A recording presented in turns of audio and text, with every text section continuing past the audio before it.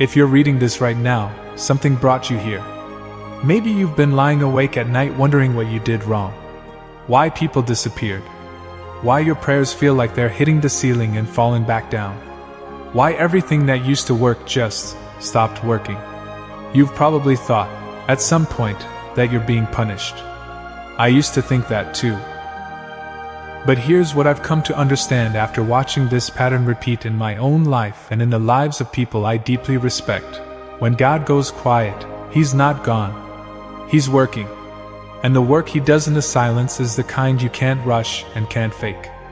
Stay with me for the next few minutes, because what I'm about to share might be the thing you needed to hear before you gave up. There's something old about this season you're in. Something that shows up again and again throughout history, throughout scripture, throughout the stories of every person who ever became someone worth remembering. Think about a blacksmith. Not the kind you see at a fair. A real one. The kind who's been commissioned to make a blade that actually has to hold under pressure. He doesn't do that work in public. He doesn't take suggestions from people walking by. He goes to the back of the forge, shuts the door, and works alone. Because the metal has to go through the fire without interference. One impurity introduced at the wrong moment ruins the whole thing. Your life has gotten quiet. Maybe your phone barely rings anymore. Maybe friendships you thought were solid just kinda faded. Maybe opportunities that used to come naturally have dried up and you don't know why. That's not coincidence, and it's not punishment. That's the forge. It feels like rejection. I know it does. It feels like everyone moved on and forgot about you. But what's actually happening is more specific than that.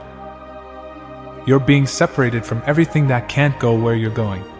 Not because those people were bad, not even because those seasons were wasted, but because you can't carry dead weight into altitude. Think about a rocket. The boosters that get it off the ground, those are real, those matter. Without them, nothing launches. But at a certain point in the climb, if you don't drop them, they become the thing that pulls you back down. The rocket doesn't mourn the boosters. It just keeps going. A lot of what you're grieving right now, those were your boosters. They did their job.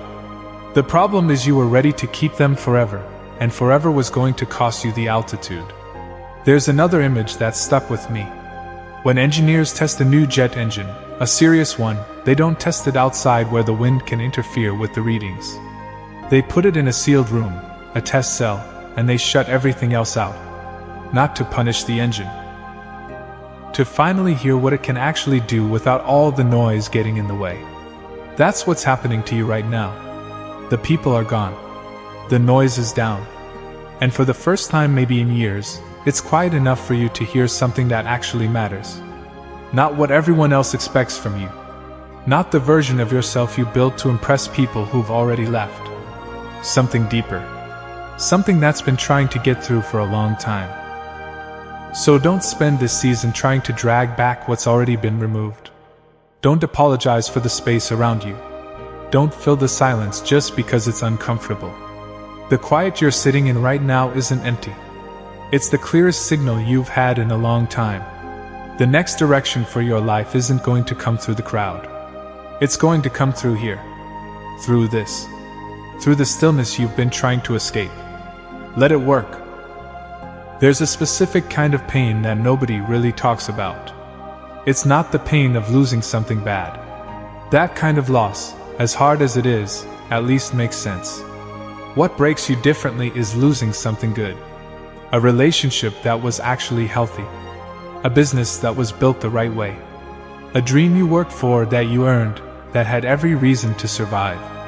And you're standing in the rubble of it going, why would God let this one go? I sat with that question for a long time. And the only answer that ever made real sense to me came from a vineyard. Picture a kid watching a gardener work. The gardener walks up to a grapevine that looks perfectly fine, green and full, and just starts cutting. Healthy branches falling into the dirt. To that kid, it looks like destruction. It looks cruel. There's nothing visibly wrong with what's being cut. But here's what the kid doesn't know yet. A grapevine left to itself will pour everything it has into looking good. Big leaves, impressive coverage. but barely any fruit. The vine gets so busy appearing alive that it forgets what it was actually made to produce. The gardener cuts the healthy branches because the roots can't feed everything. And the fruit only comes when the roots stop being split in 100 directions. Some of what you lost this year wasn't taken from you by an enemy. It was cut by someone who could see what you couldn't. That holding on to those branches was quietly costing you the harvest. And I know that doesn't make the grief smaller. You're still allowed to cry over what fell. But while you've been mourning the branches, something else has been quietly growing deeper. Comfort is the one thing that will keep you good forever and never let you become great. The cuts are sharp because they have to be. But if you look back honestly, your most real growth never came from your easiest seasons.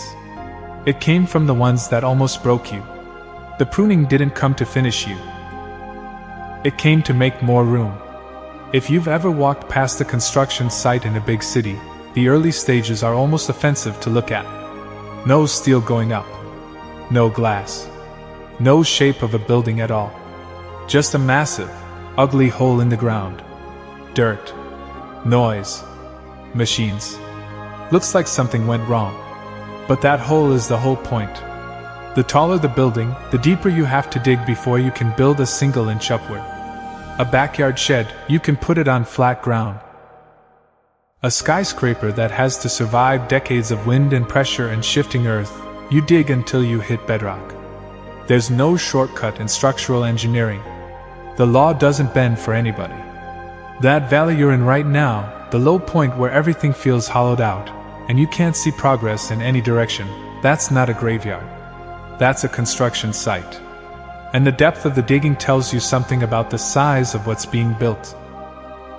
If everything you're asking for showed up today, without the character you're building right now, without the humility that only comes from hitting bottom, the weight of it would crush you. Not because you don't deserve it. Because you're not structurally ready for it yet. And something in the design of your life knows that.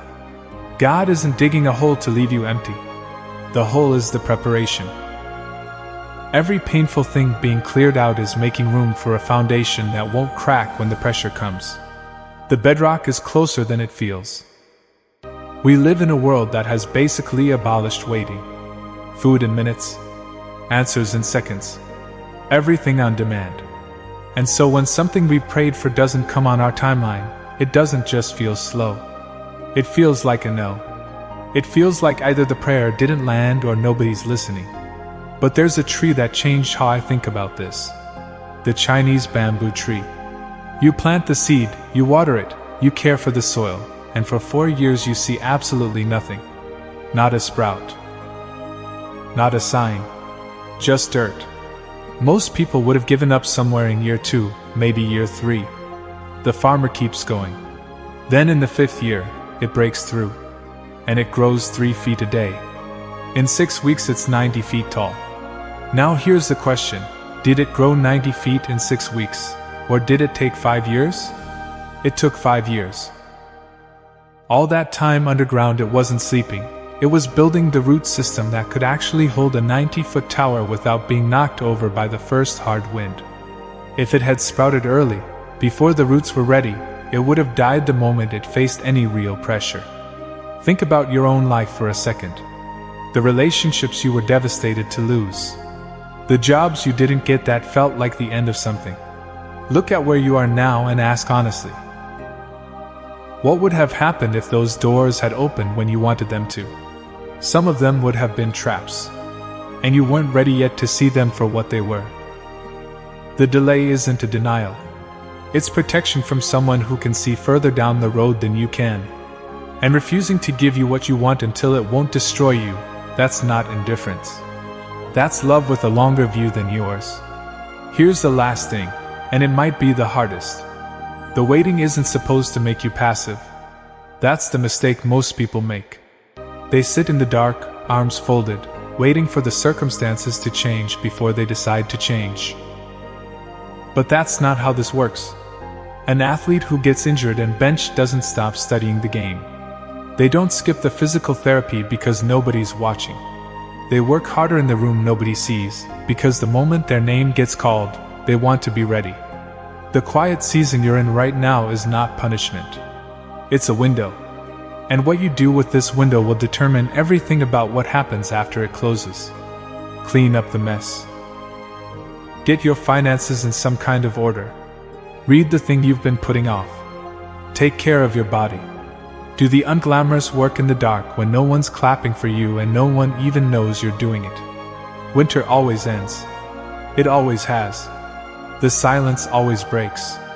That's not wishful thinking, that's just the law of how seasons work. But what you walk out of this valley with depends entirely on what you did while you were in it. You're not going to come out the same person who went in. You can't. The digging changes you. The pruning changes you. The isolation changes you. And when you come out the other side, you'll understand, maybe for the first time, why none of it could have been skipped. The foundation is being set right now. Under your feet. In the dark. In the quiet. Stand up. The work isn't over. It's actually just starting.